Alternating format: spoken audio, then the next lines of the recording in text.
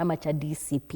Katika kaunti ya Kiambu wameapa kufuatilia waliohusika kwenye shambulizi lililofanyika katika kanisa la Witima ACK katika kaunti ya Nyeri tarehe 25 mwezi wa Januari mwaka huu.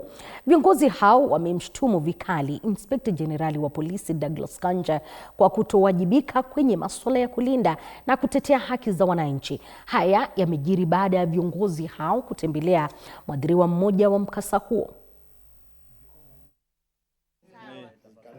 Tumekutana kuongea mambo kuhusu usalama katika nchi yetu, hasa sana tukizingatia mambo ambayo ilipatikana tarehe 25 mwezi uliopita Januari kule Witima Church, na tukaona askari wametumia bastola, bunduki, wakapiga marisasi kwa magari na wakapiga hata kanisa na marisasi, na ikawa mwishowe tulipanga safari moja kwa moja hadi kwa Inspekta Jenerali wa polisi.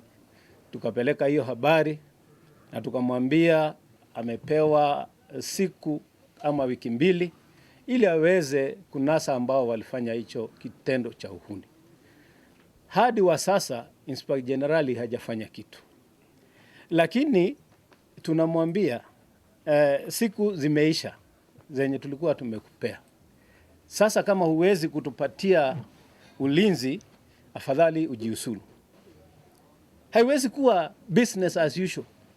Ati biashara tu ya kawaida, Inspekta Jenerali anakaa tu namna hii, watu wanaumizwa, alafu yeye anaanza kucheka cheka tu na kulala kama hakuna kitu kinafanyika.